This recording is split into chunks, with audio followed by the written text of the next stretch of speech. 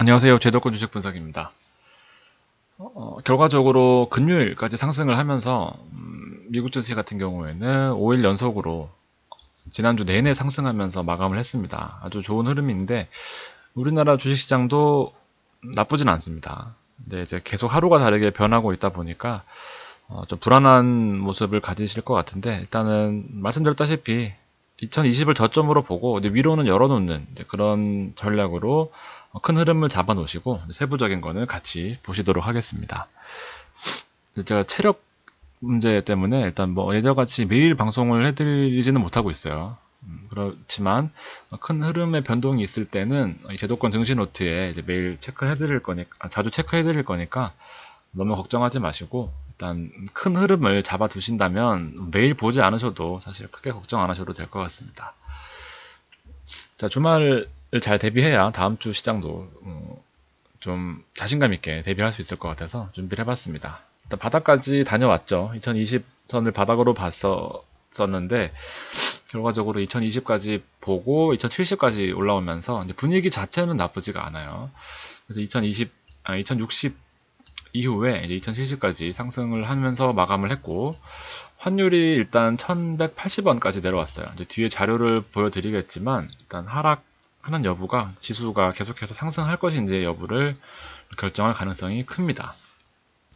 기본적으로 반도체 IT를 필두로 할 수밖에 없어요. 외국인들이 들어온다면 반도체 IT를 가져올 확률이 가장 크기 때문에 일단 반도체 IT는 저점에서 이제 본인이 알아서 잘 매수를 하시는 것도 도움이 되실 것 같고, 화장품주는 제가 개인적으로 말씀을 몇 번 드리고 있습니다. 그리고 테마주 찾기는 뭐 계속해서 숙제죠. 대형주만 100% 가지고 있는 개인은 잘 없어요. 신경 안 쓰시는 분들 말고는.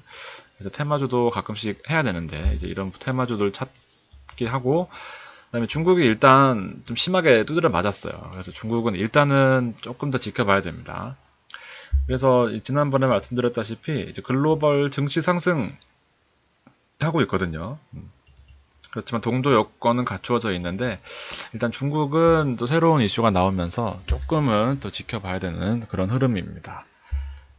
이 지난주에 말씀드렸던 게 이제 금리 인하 기대감이 나오고 있어요. 그래서 한국 증시가 바닥이 지지될 것이다 라고 되어 있고, 파월 연준 의장이 이제 뭐 트럼프가 아무리 딴 뻘짓거리를 해도 일단 뭐 금리 인하로서 대응할 준비가 돼 있다라고 얘기하면서 시장에는 일단 엄청난 상승 흐름을 가져다 주고 있습니다. 모든 이슈들을 다 억누르고 일단 주가가 상승하는 모습이고요. 당분간은 힘들 것이라는 코멘트를 추가했습니다. 일단 G20 회의 이후에도 일단 관세를 계속해서 부과할 것이다 라고 중국에 엄포를 놓으면서 일단 중국 증시는 다음 주에도 쉽지 않을 것 같습니다. 그리고 새로운 또 이슈는 2분기 실적 시즌이 어느새 다가오고 있습니다. 우리가 지금 작년 4분기, 1분기까지 벌써 2개의 분기를 숨가쁘게 달려왔는데 어느덧 이제 세 번째 분기까지 이제 저와 함께 하고 있으신 겁니다. 수익이 잘 나셨는지 모르겠어요. 그래서 이제 이슈가 워낙 많다 보니까 일단 이제 연준이 관세 이슈를 막았습니다. 관세 이슈가 나옴에도 불구하고 일단 증시가 상승을 했는데 일단 내용이 이렇죠. 투자 심리가 중국 관세 때문에 위축됐음에도 불구하고, 그리고 멕시코 때문에 또 증시가 좀 불안한 모습이 있었지만 멕시코가 결국에는 항복을 했어요. 그러면서 시장에 이슈가 있었는데 중국의 그런 악재에도 불구하고 연준의 금리 인하 시사로 다시 상승했다. 그렇지만 국내는 외국인들의 매도세가 이어지고 있어요. 그래서 불안한 모습이 같이 있다. 그래서 실적이 결과적으로는 가장 중요하다. 특히나 우리나라는 실적이 약할 것이기 때문에 전부 다 포트폴리오를 담는 게 아니라 실적이 되는 종목들 위주로 한번 봐야 될 것 같습니다. 뒤에 자료를 준비해봤고요. 그래서 이 애널리스트들이 여러 가지 자료를 제가 분석을 했는데 일단 가장 좀 논리적으로 잘 썼던 부분들이 이제 고배당 종목하고 뭐 미디어 교육 쪽, 정말 관심 안 가지는데도 불구하고 주구장창 미디어와 교육 쪽을 얘기를 하는 회사들이 있어요. 그래서 한 번은 관심을 가질 때가 아닌가 해서 제가 한번 추적을 해보고 어떤 식으로 움직일 것인지 괜찮다고 하면 종목까지도 한번 드리려고 하고 있습니다. 그래서 아무도 관심 안 가지는 미디어 교육을 거의 1년 반 동안 얘기하는 그런 회사가 있어서 한번 참고해 보려고 합니다. 그리고 나머지 IT, 그다음에 호텔 레저, 자동차 섹터는 이제 우리가 계속 관심을 가지는 업종이고요. 저는 기본적으로 화장품과 건설, 그리고 자동차 섹터 계속해서 보고 있습니다. 일단 관세 부과가 뭐 글로벌에서 가장 큰 이슈다라고 해서 한국이 딱 정황중앙에 있어요.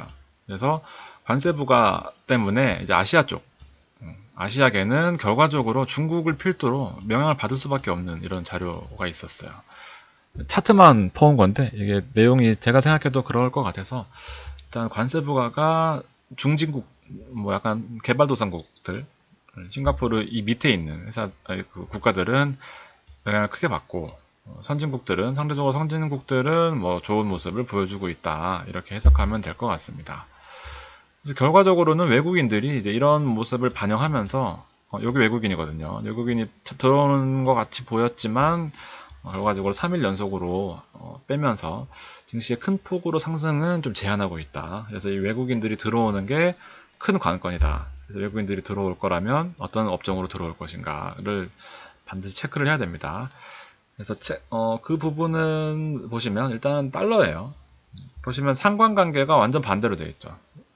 원달러가 높은 측면을 유지할 때는 이제 증시가 하락할 수밖에 없는 구간입니다. 그래서 원달러가 일단 하락하고 있는 추세죠. 이 작은 파동에서. 그래서 증시가 좀 올라올 것인가, 근데 외국인이 순매수로 들어올 것인가 라는 부분이 가장 큰 포인트입니다. 다음 주에 관전 포인트예요. 1180원 선을 무너뜨릴 수 있느냐, 환율이.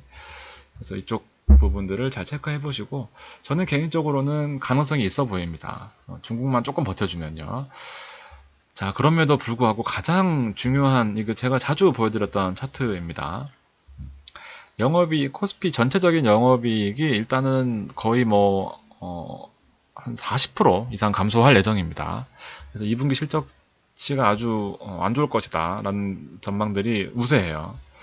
그래서 너무 또 좋게 보는 것도 안 좋지만 너무 안 좋게 보는 것도 뭐 좀 경계를 해야 되겠지만 일단은 조심해야 된다라는 부분은 가지고 가셔야 됩니다. 그래서 영업이익이 어떤 것들이 많이 변동이 있었나 보게 되면 운송 쪽에 기대를 많이 하고 있죠. 왜냐하면 미디어 교육 쪽 기대를 하고 있는 이 회사, 모 회사, IT, 그 다음에 유통, 호텔, 자동차까지 이렇게 있고, 이제 그 외에는 사실 조금 이제 사실은 전통적으로 우리가 관심 있는 업종들은 아니에요. 보면 보험, 반도체는 최근 들어서 조금 문제가 있었지만 사실은 외국인 매도세가 강하게 들어왔기 때문에 그렇다. 그 다음에 화학 쪽, 디스플레이 유틸리티 쪽은 일단은 적자 쪽으로 방향을 잡았다. 이렇게 보실 수 있겠습니다. 그래서 업종별로 보면은 결과적으로 자동차가 제일 컸어요. 그리고 우리 건설, 그 다음에 증권 이렇게 보시면 될 것 같고, 나머지 보험이나 이쪽은 수익률 자체도 나빴고 외국인도 관심이 없었고 여러모로 좋지 않았다. 이렇게 보시면 될 것 같습니다. 자동차, 건설, 증권까지 보시고 헬스케어 쪽도 개인적으로는 좋아하는데 일단 좀 지켜봐야 될 것 같습니다. 외국인들은 저는 개인적으로 외국인들이 건설업을 계속 사고 있는 게 정말 고무적이에요. 그래서 우리 보고 있는 몇몇 종목들도 좀 사실 박스권 안에 계속 갇혀져 있지만 증시가 반등한다면, 지금 수준에서 반등한다면 일단 금융업이나 이쪽 영향을 많이 받는 이쪽보다는 이제 건설이나 어떻게 보면 의약품 쪽, 운수장비 쪽은 안 빠지는 데가 없어요. 자동차 쪽은 아주 유망한 업종인 것 같습니다. 2분기 때 사실은 12만원, 현대차도 많이 올랐잖아요. 14만원에. 그래서 지금 또 뒤늦게 들어가는 거는 조금 판단을 잘 하셔야 되겠지만 어쨌든 우리가 현대차를 가지고 5월, 6월을 대비했던 거는 비교적 선방했었다라고 보여집니다. 지난주 그 증시를 좀 정리를 해보면 일단 아주 중요한 이 2700선에서 반등해주면서 5일 연속으로 상승했고 어느덧 2870까지 올라오는 모습입니다. 5일 연속으로 올랐어요. 하나, 둘, 셋, 넷, 5개까지. 금요일은 특히나 강하게 올라왔기 때문에 시장이 좀 기대를 해봐도 좋다 이렇게 보여집니다. 니케이도 마찬가지고요. 글로벌 동조화 시장 뭐 이렇게 자주 말씀을 드리지만 분위기는 잡아놨어요. 일단 유로도 유로화 쪽도 통화도 많이 올라오면서 결과적으로 이거죠. 통화 싸움입니다. 유로 쪽에 많이 올라오면서 달러가 밀리고 유럽 쪽에 자금이 들어온다는 것은 결과적으로는 유럽 지수, DJ 유로스탁스 유럽 지수 쪽에 상승을 가져오는 거죠. 통화가 몰린다는 거는 이제 그만큼 지수나 경기 쪽이 좋아질 것이다 라고 기대하는 부분이 있기 때문에 분위기가 나쁘지 않구나. 상대적으로 달러는 이제 금리 인하 이슈도 있었지만 유로가 강하게 올라오면서 결과적으로 증시 상승의 그런 분위기 자체는 만들어 놨어요. 그렇죠. 좀 기대해봐도 되는 부분들이 꽤 있습니다. 요 부분만 잘 버텨준다면요. 중국이 2960까지 내려왔는데 일단 3000선까지는 좀 강하게 반등해줬으면 하지만 일단 악재라면 유일한 악재 포인트 요소라면은 일단 이 중국이 될 것 같습니다. 시장의 판단은 또 우리가 또 대비하면서 해야 될 것 같고 달러도 딱 애매한 구간에 있죠. 380원. 결과적으로 환율이 가장 중요하다라고 자주 말씀을 드렸습니다. 우리나라 지수도 사실 나쁜 흐름은 아니에요. 2020선에서 반등을 아주 강하게 해준 모습이기 때문에 일단 바닥은 확인하고 왔다라는 게 중요하죠. 바닥은 확인하고 왔다라는 부분이 저도 강하게 말씀드릴 수 있었던 이제 그런 포인트가 아닌가 싶고 월봉으로 먼저 봤을 경우에도 2020선을 터치하고 70까지 어느 정도는 안정세를 찾아가는 모습. 그 다음에 주봉으로 봐서도 저점 이후에 잘 반등하고 있는 모습입니다. 이렇게만 보면은 정말 우리가 2020선 이후에 정말 한 타임을 잘 잡았어요. 종목들도 사실 많이 올라와서 최근에 좋은 댓글들도 많이 보이는데 그 위기인 것 같죠. 이렇게 많이 빠질 때는 또 이렇게 올라갈 때는 이렇게 올라갈 것 같거든요.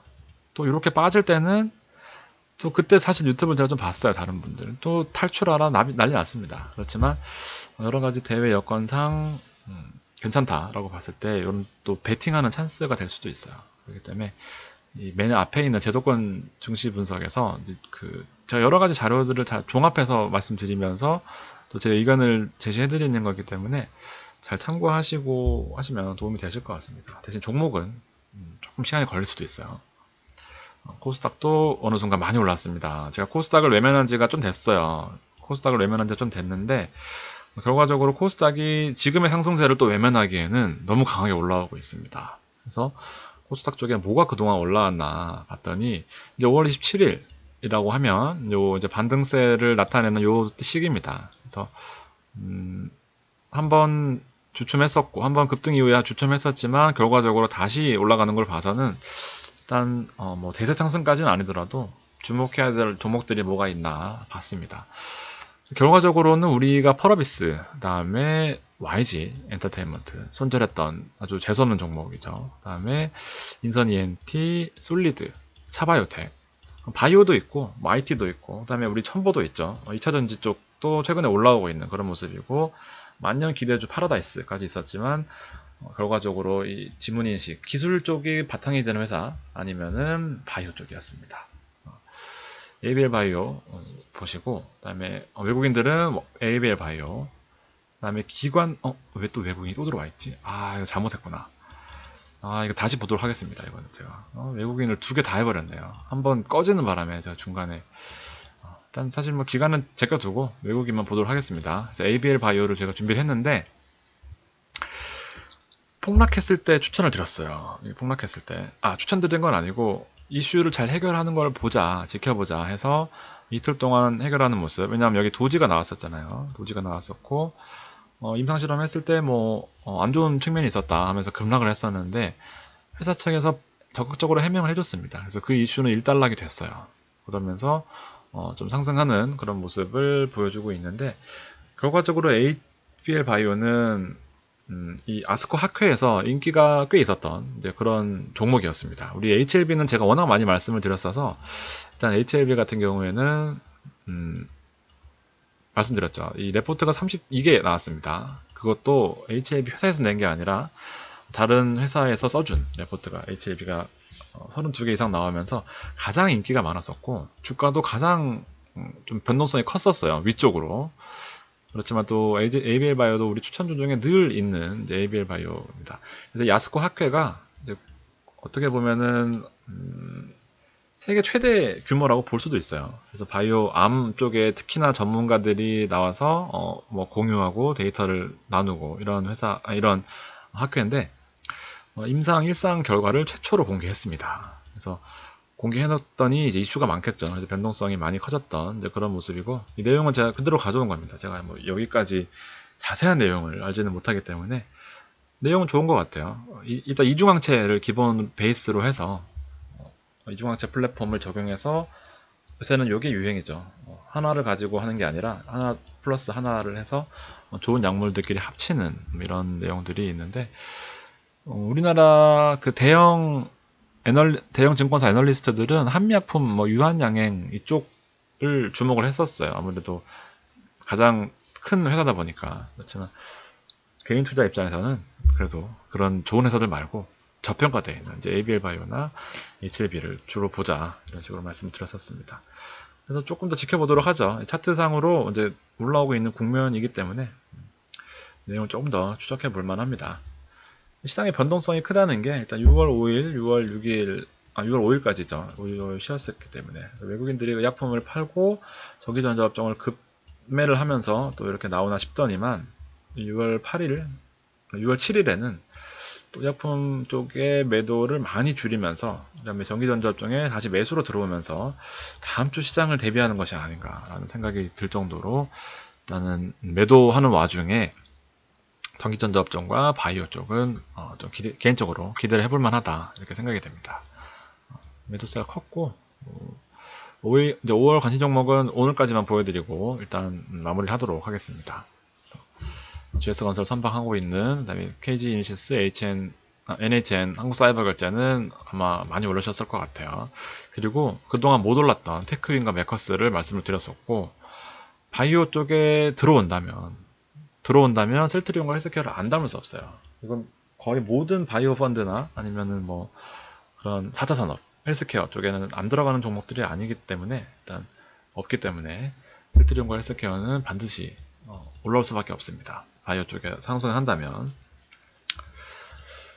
그렇다 해서 HLB 유효, LG 디스플레이. LG 디스플레이는 왜 자꾸 적어 놓냐면은 결과적으로 실적이 다 바닥이라는 걸 다 만천하에 드러냈어요. 바닥이라는 소리입니다. 이럴 때는 개인들은 다 팔거든요. 그래서 2분기 실적을 앞두고 요거 올라오는 걸 보는 것도 아주 재밌으실 거예요. 삼성전자, 하이닉스는 외국인들이 들어올 거기 때문에 가지고 있어라.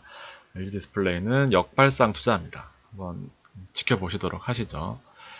그래서 뭐 요 펀더멘탈 바탕으로 한 제 포트폴리오는 참고하시고 잠깐 멈춰 놓으시고 보셔도 됩니다. 그래서 5일 전 대비해서 아주 성과가 좋았구나 체크해 보시면 되겠죠. 이거는 제가 계속해서 가지고 있는 그 포트폴리오고, 한두 개 빼면서 한두 개 추가하면서 그런 식으로만 움직이고 있어요. 그래서 수익이 많이 났었구나, 이렇게 투자했으면 라고 판단하시면 될 것 같습니다. 몇 개만 종목 드리고 마무리할게요. 일단 투자 포인트는 대형주입니다. 외국인들이 들어오는 대형주, 그 다음에 모멘텀 있는, 모멘텀이 테마라도 상관없습니다. 테마 쪽에 있는 것들은 계속해서 찾는 게 우리의 숙명이죠. KG이니시스 같은 경우에는 일단은 급락하기 이전까지 다 올라왔어요. 그렇기 때문에 지금은 이제 다음 구간은 배팅입니다. 이거는 사실 저가에 놓치신 분, 여기서 추천드렸습니다. 정말 기가 막히게.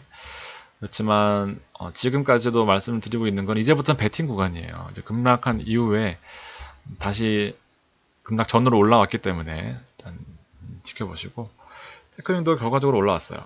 테크링도 뭐 비메모리 반도체 쪽에는 투자를 안 할 수가 없어요. 그래서 기술력으로 인정받는 테크윙은 늘 관심 종목의 1순위로 있고요.